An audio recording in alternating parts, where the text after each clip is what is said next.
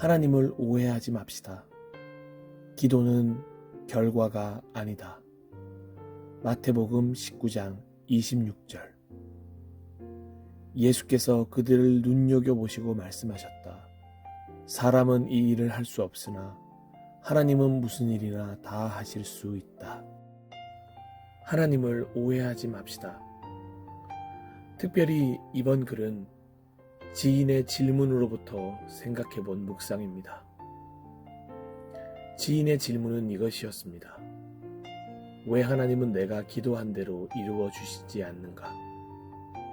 하나님께 전심을 다해 기도했는데 하나님은 기도한 제목 그대로 왜 응답하지 않으실까? 이런 질문은 우리 모두가 다 가지고 있는 질문이 아닐까 생각됩니다. 결론적으로 이 질문은 하나님을 오해하고 기도를 오해하고 있으면서 나온다고 말할 수 있습니다. 우리는 기도라는 인풋을 통해 반드시 결과라는 아웃풋이 나와야 한다고 생각합니다. 특별히 내가 원하는 아웃풋일 거라고 당연히 생각합니다.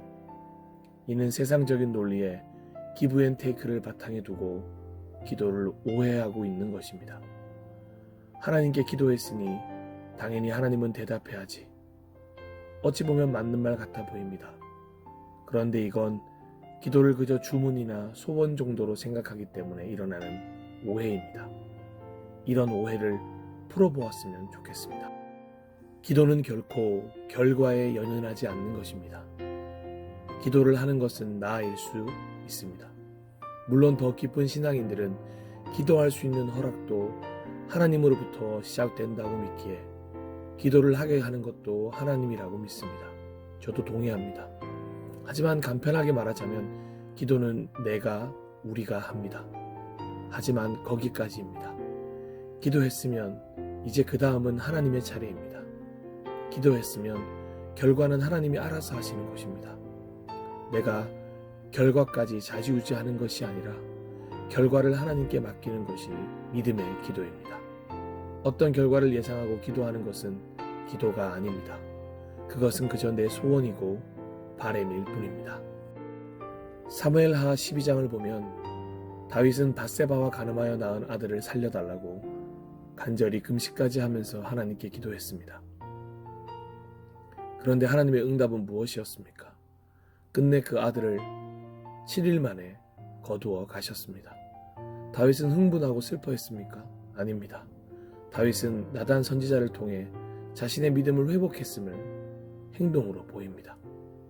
다윗은 오히려 땅바닥에서 일어나서 목욕을 하고 몸에 기름을 바르고 옷을 갈아입은 뒤에 성전으로 들어가서 주님을 경배하였습니다. 그리고 다윗은 왕궁으로 돌아와 음식을 차려오게 하여서 먹었다고 기록되어 있습니다. 신하들은 의아했습니다. 그래서 다음과 같이 질문합니다. 왕자가 살아계실 때에는 임금님께서 식음을 전폐하고 슬퍼하시더니 이제 왕자가 돌아가시자 임금님께서 일어나셔서 음식을 드시니 이것이 어떻게 된 일이십니까? 다윗이 대답하였습니다.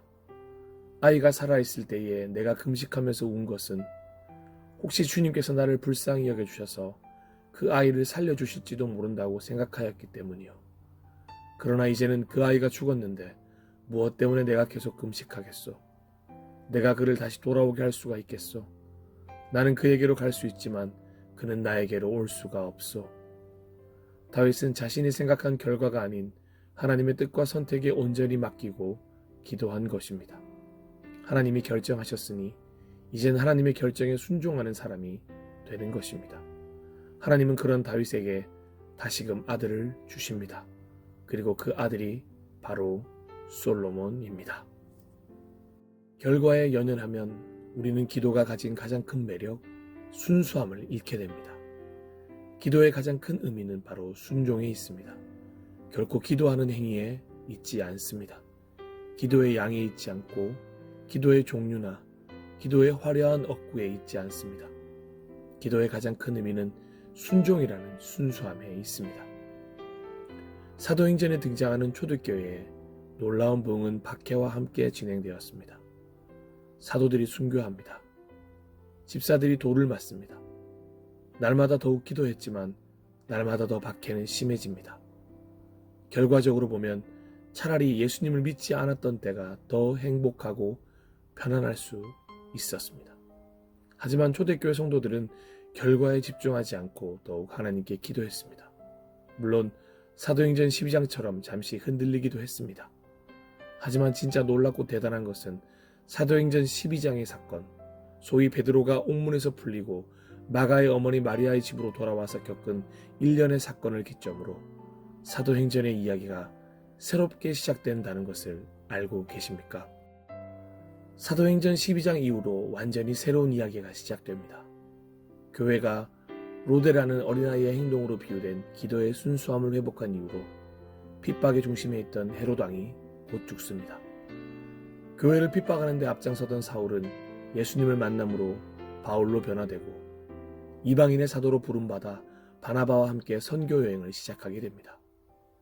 결과에 낭망치 않고 계속해서 기도했던 초대교회 성도들의 기도를 통해 하나님께서 만들어가는 이야기가 바로 사도행전 13장부터 펼쳐지는 것입니다.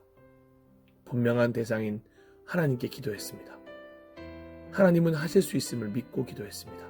자, 그러면 이제 그 다음은 주님 차례입니다. 우리가 할 수 있는 기도를 믿음으로 순수하게 다 올려드린 후에는 이제 평안히 돌아가 하나님께서 어떻게 일을 진행하실지 기다리면 됩니다. 너희는 가만히 있어 내가 하나님 됨을 알지어다. 말씀하셨던 하나님의 역사하심을 믿고 기다리시길 원합니다. 사무엘의 어머니 한나가 눈물로 기도한 후에 엘리 제사장을 통하여 들었던 위로의 말씀이 생각납니다.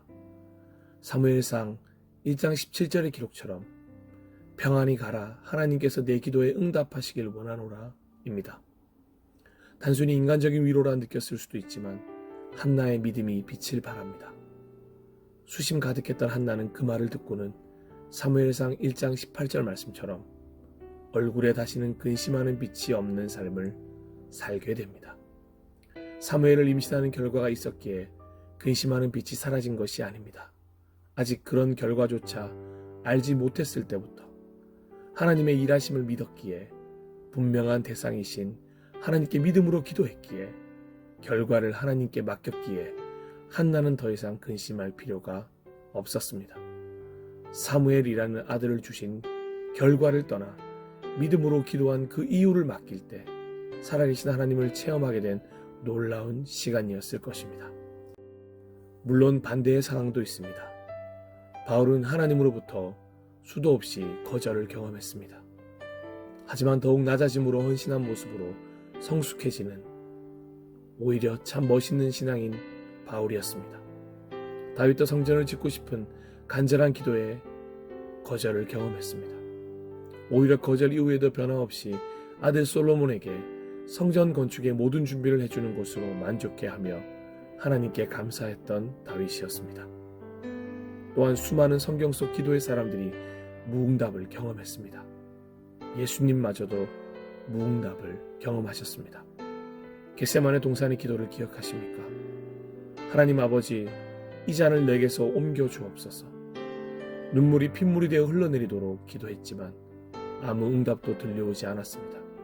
그럼에도 불구하고 나의 원대로 마옵시고 하나님의 뜻대로 하옵소서 말씀하셨던 예수님의 기도를 우리 모두가 배우기를 소망합니다. 하나님 아버지 앞에 온전히 순종하려고 고개 숙인 아들 예수 그리스도의 그 순수한 기도를 배우기를 원합니다. 응답이든 무응답이든 거절이든 모든 결과에서 벗어나 나의 원대로 마옵시고 하나님의 원대로 하옵소서. 겸손히 이렇게 고백할 수 있는 순수한 기도를 드릴 수 있다면 우리는 하나님 앞에서 늘 순수한 믿음을 유지할 수 있을 것입니다. 잊지 마십시오. 기도는 결과가 아닙니다. 오히려 기도는 동기입니다. 하나님을 믿는 사람들이 하는 가장 위대한 동기를 가진 행동이 바로 기도입니다. 결과에 연연하지 마십시오. 결과를 하나님께 온전히 맡겨버리십시오. 하나님이 일하시도록 하나님의 역사를 기대하며 기다리며 기도하십시오.